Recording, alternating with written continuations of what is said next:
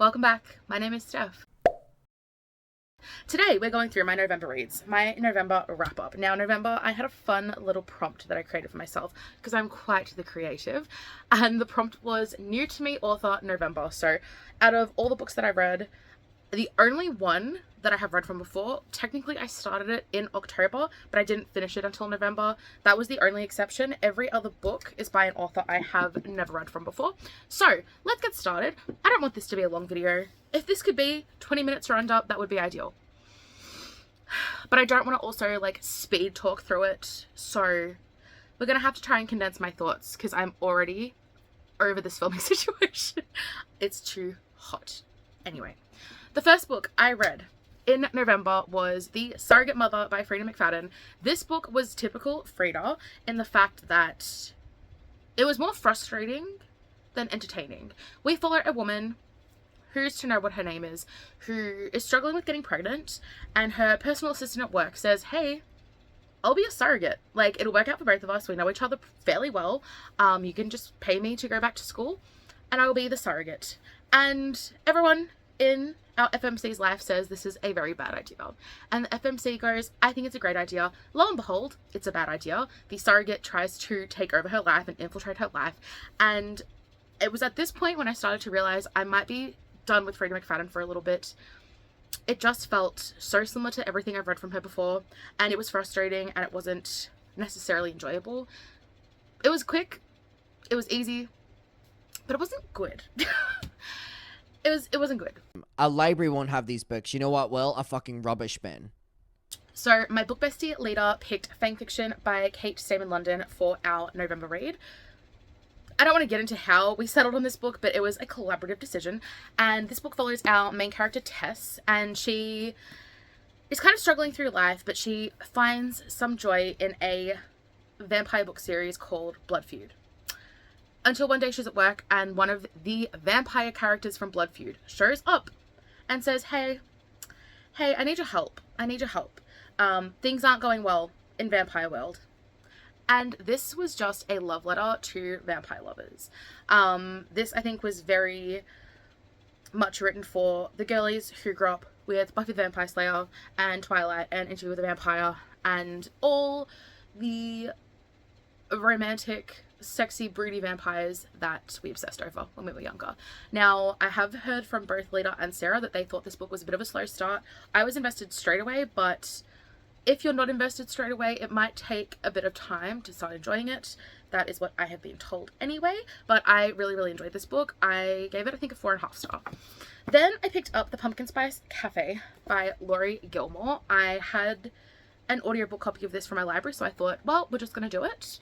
And it was cute and it was cozy. We follow our main character, Jeannie. She is gifted a cafe by her aunt and she moves to this small, cozy little town, and she kind of hits it off with the farmer, a local farmer, Logan, who he's not ready for love. He's been heartbroken too many times.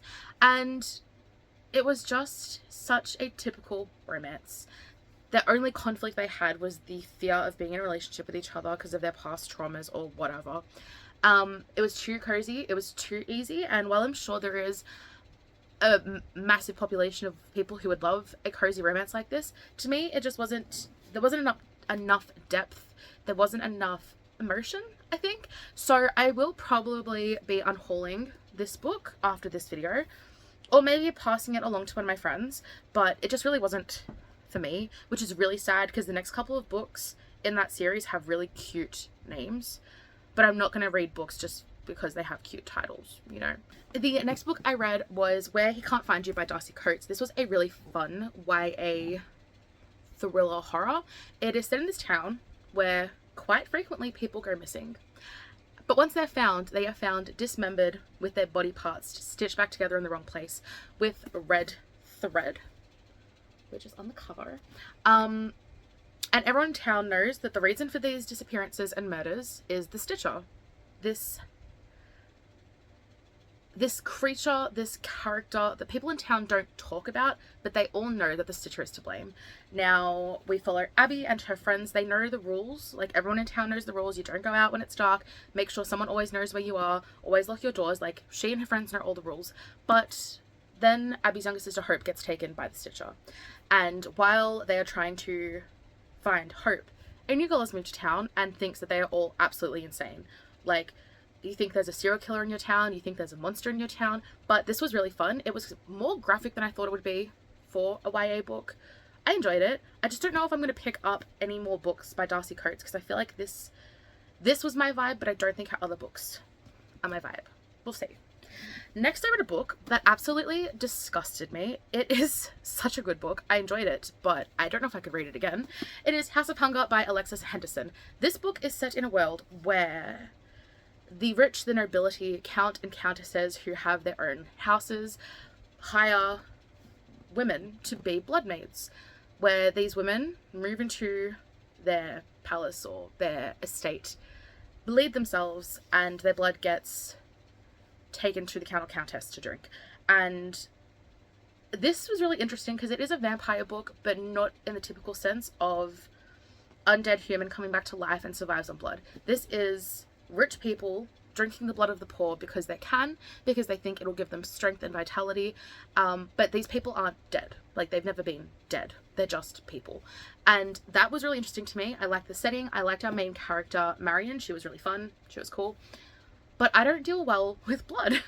For someone who loves vampire stuff, I know this is wild to say, but I hate anything to do with blood, veins, needles. That is all this book was about. There were so many times I put the book down and thought, I'm so invested and I'm going to have to DNF it and it's going to hurt my soul. However, I did persevere. I pushed through. I'm glad I did. Love this book.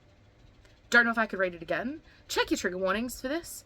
I never check trigger warnings because I don't care. Like, if I'm affected by a book because I didn't do my research, that's on me, so I don't care.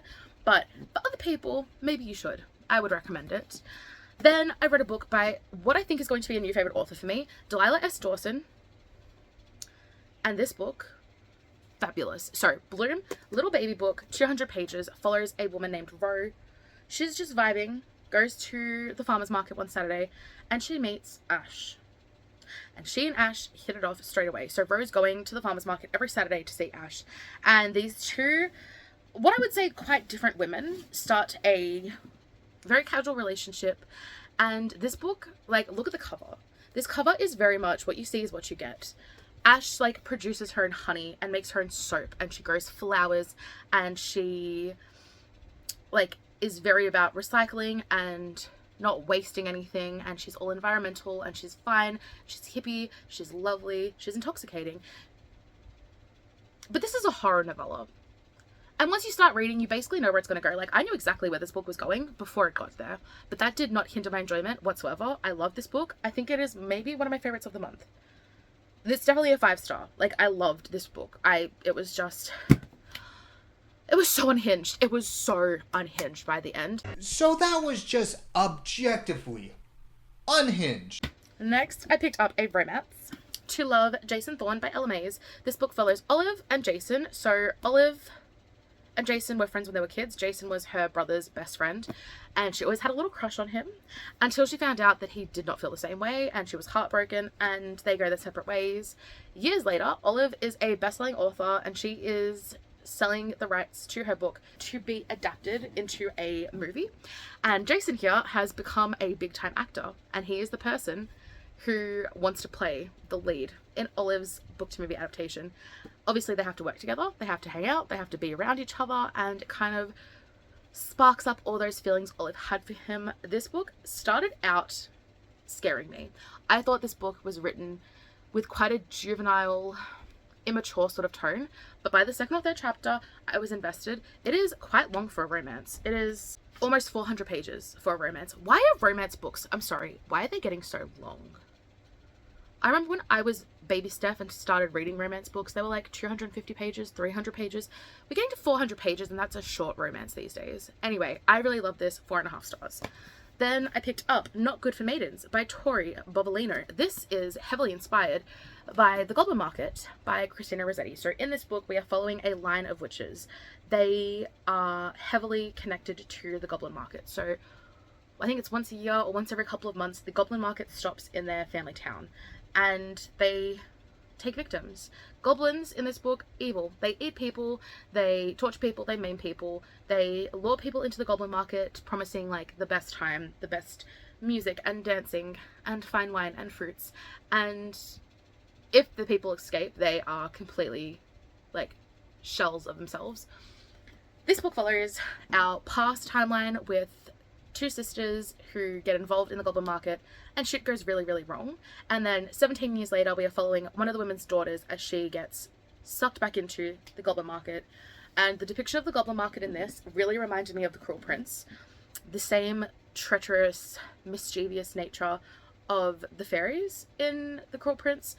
It was so well done in this book as well. I just think the depiction of the goblins in this as, at first glance, very attractive, but once they take off their disguise, are just these hideous, grotesque looking creatures. This book was just so well done. It was a little bit slow in some parts, but overall I really enjoyed this book. So I do have another book by this author that I am excited to read. The next book I did not realize came out 2 years ago. Like, I've had 2 years to read this book and I only just read it. And I gave this book 5 stars, so I'm really mad at myself that it took me 2 years to pick up this book. What an idiot. It is Hidden Pictures by Jason Rekulak. This is the TikTok famous Facebook, well, I'm in a lot of Facebook book groups. This is the famous book that has the creepy drawings in it. So we are following Mallory. Mallory is 21. She's a recovering drug addict. She's been sober for 1.5 years and decides to take a nannying job. And she loves the kid that she's nannying for. Teddy, great kid. Teddy is really sweet, okay? And Teddy draws Mallory cute little pictures of him playing and riding on a rabbit, and it's all really cute. But then his pictures start getting a little bit weird. Like, dead bodies being dragged and buried and such. And at first Mallory thinks, okay, this kid's just a bit weird. Then she thinks maybe someone else is drawing the pictures with him. And then she thinks, oh, supernatural, paranormal, like there's a demon in this house. And I love this book. The twists were really fun. I didn't see any of them coming. I loved that Mallory, there was a secondary character in this book that Mallory comes to with her concerns. Like, I think this child is possessed, or I think this child is getting haunted. And this secondary character never questions her. You know, he never thinks, oh, are you just tired? Maybe you're overexhausted. This person just believes her and is like, oh shit, you think this kid is haunted? Like, let's figure it out. And that was so refreshing, because in so many horrors and thrillers, especially a female character will come to a male character with their concerns, and the male character's like, babe, you're just being crazy, like you've just been so stressed lately, you're just seeing things. I love that the male character in this book was fully on board straight away. Maybe not realistic, but I really enjoyed it. This book was fun. I loved it, and I think the added elements of the pictures were chef's kiss. Perfecto. I just don't know if listening to the audiobook would do this book justice. I think you really need to see the pictures to get the full context of the book. Then I read a fun little book called Fantastic Land by Mike Bokoven. This book is wild. We are following a hurricane on the Floridian coast at a theme park called Fantastic Land after the fact. So we are following a journalist as he interviews all the survivors from this hurricane. Basically what happens is during the hurricane, a bunch of the staff at the theme park go underground into bunkers, and once the storm is over, they emerge from the park and chaos ensues. This is Lord of the Flies for a modern, slightly older audience. Things go crazy. There is murder. There is lots of attacks, and there is a lot of violence, and it was so fun because this book doesn't have a conclusive ending. You don't have a super clear, like, from point A to point B storyline, okay? You don't have the same perspectives throughout. Like, every chapter you're following the interview with a different character. And by the end, I didn't know who the villain was. I didn't know who was making shit up, and he was covering their tracks, and he was being genuine, and I really enjoyed this book. So I think I gave it 4.5 stars. Then I picked up probably one of my least favorite books of the month. It was Delilah Green Doesn't Care by Ashley Herring Blake. I really wanted to enjoy this book. This follows this little lady here, Delilah Green. She's estranged from her stepfamily, but her stepsister is getting married and asks her to be the wedding photographer. So Delilah Green goes back to her hometown. When she first gets there, she runs into her stepsister's best friend, Chelsea, over here. Chelsea doesn't recognize her. They start flirting, they hit it off. And then Chelsea realizes, oh shit, this is my best friend's weirdo stepsister who hasn't been here for like 8 years. And obviously, as the wedding photographer and a member of the bridal party, these two women spend a lot of time together. They get closer. They mess around but have to keep it a secret. And I really wish I'd liked this book. I didn't. I loved Delilah Green as a character because I related to Delilah Green as a character. I don't want to get into the nitty gritty, but I definitely related to her feeling like an imposter inside a family unit. I 100% felt her vibes. Loved her as a character. I think she changed too much once she met Chelsea. It's not even, her name's not even Chelsea. Her name is Claire. Where did I get Chelsea from? I'm just going to keep calling her Chelsea. As soon as Delilah and Chelsea start getting closer, Delilah goes from being quite a guarded, sarcastic character to, oh my god, so mushy-gushy, and she loves everything about Chelsea, and like everything is so good. And I just didn't believe it. I don't think these two knew each other or interacted long enough to develop a relationship that changed both their personalities so quickly. I don't think it was super realistic, and I didn't believe the chemistry. So while I am probably going to unhaul this book, I am also going to unhaul the next 2 books in the series, which I own, because I just don't care about the characters enough. Like, Delilah Green's the only character I cared about, and she was completely different by the end of the book.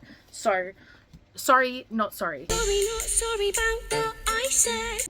Then I finally picked up a book by CJ Tudor. Do I own every book this woman has published? Yes, I do. Is this the first time I've ever read one of her books? Of course, it is new to me, Author November. This book is very difficult to explain because it doesn't have, like, it's a thriller, it's a mystery thriller, but it doesn't have that one, like, we are solving the murder of this person. This book follows our main character, Eddie. We follow him when he's 12 years old, the summer he turns 12. And it starts pretty traumatically with him witnessing an accident at a carnival where one of the rides basically dismembers a girl. And after that, everything that happens that summer, weird. People go missing. People end up dead. People are just dropping like flies. And there's no real explanation for it. It seems like these are all isolated incidences around the town. But we jump forward 30 years to Eddie in his 40s, and he finally starts to kind of work through everything that happened to him that summer, everything he observed that summer, and to try and figure out, I guess, the connection between all these different events. It was interesting. I definitely see potential, so I think I'm going to like the rest of CJ Tudor's work, but it just seemed a little bit directionless at some points, so hopefully that's something that improves in the next few books by CJ Tudor. But I will be keeping it. It was fun. It was a vibe. Then I picked up The Nanny by Lana Ferguson. This book was just, it was just fun. It was a fun book. I am starting to realize that I do like the single dad trope in romance books. I didn't think it was for me because I don't like children, but fictionally, within fiction, I think the single dad trope is kind of cute. So we are following Cassie. Cassie used to be on OnlyFans, and she's now unemployed. She's about to get evicted, but she does apply to be a nanny, and she'll be nannying Aiden's daughter Sophie. So she actually moves in with them. It's a live-in position, and these two just start getting closer. I liked their relationship. I loved Cassie's relationship with the daughter Sophie. It was really sweet to see. I just liked the whole book. I gave it 4 stars. It was just a good, solid romance. Not going to be a new favorite. I'm not going to think about it in 10 years and be like, oh my god, I need to reread that straight away. But it was good. Like, I enjoyed it for what it was. And I also am really excited to read more of Lana Ferguson's works because I'm pretty sure this was her debut. So things are only going to get bigger and better from here, baby. Then I read a strange one. This book was strange. I didn't dislike it, but it was weird. And I actually have seen quite a few people online review this book lately saying that, like, this book is trash, it belongs in the garbage. So I wonder if let me know if you've read it. I would like to know everyone else's reactions to this book. The book is You Shouldn't Have Come Here by Geneva Rose. I have heard so much praise for this author, But once I finished this book, I feel like all I've seen is people talking mad shit. This book is so strange. We are following our main character, Grace. Grace goes to stay on an Airbnb on a remote ranch where she meets the owner of the ranch, Calvin. And he is living in the house while she's staying there, which I personally found a bit weird. I've stayed at a few Airbnbs. They've always been like apartments or separate buildings to the main home because I've never had to interact with the owner. But Grace doesn't care. She and Calvin really hit it off. They are flirting and they want to spend time together. And the whole time you're like, one of these people, like, this isn't a romance. Like, this is a thriller. But the entire book, it's like fun summer vibes, fun romance vibes. Like, they're getting closer and they don't want their week together to end. And then it feels like the ending comes out of nowhere. Like, it just slaps you in the face, which there was only one of two ways this book was going to end. I guessed the wrong one. Well, no, I guessed the right one, and then it flipped its head, and then it ended up being the wrong one. It was interesting, but I will say, because I saw this argument raised on Facebook, and it is a very good point, I don't think an unreliable narrator means liar. I don't like the fact that in this book, there are multiple POVs, so I'm not going to say what's going on, but there is one POV that just lies. I feel like unreliable narrators might omit details. They might use certain phrases and certain words to mislead the reader, but I don't think, from what I've read of unreliable narrators, they flat out lie. So, or at least they don't lie to the reader. I thought it was very strange, and I didn't really like that aspect. And honestly, like, the book's reviewed by Colleen Hoover. I mean, if she reviewed this, like, I didn't expect this to be an amazing piece of work, and it kind of wasn't. But I do want to see more from Geneva Rose, just to see the vibes. Like, are they all going to be as bizarre, or are we going to get, like, a normal thriller? Who's to know? The last book that I read in November that I really, really wanted to love and didn't really love. This was probably my most disliked book of the month, which is so sad. And it is Our Wives Under the Sea by Julia Armfield. Armfield. This book follows two women, wives. We have Miri, and then we have Leah. Leah has just come back from a deep sea mission.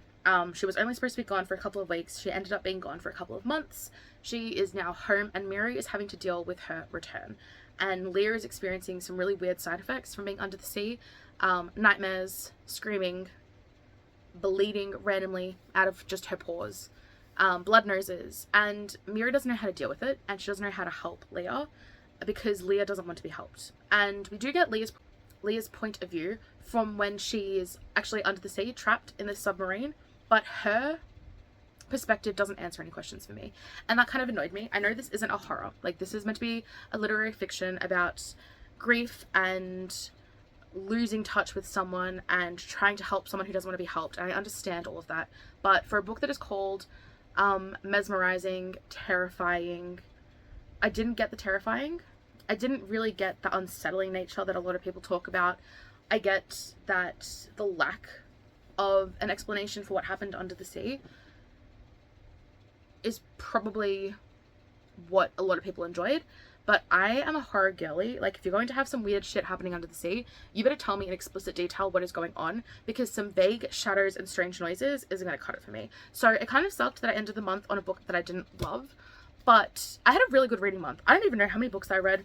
Give me 2 seconds. I read 15 books in November. That's not bad. That's a pretty good effort. I'll take it. I will take it. And I don't know, this video could be terrible. It probably is. It is over 20 minutes. So I'm hoping after I edit this, it's under 20 minutes. But when you try your best, but you don't succeed. But that is something for another day. I am going to put all these books back on my shelves or put them in my unhaul pile. I hope you guys have an amazing December. And I'll see you later. Bye.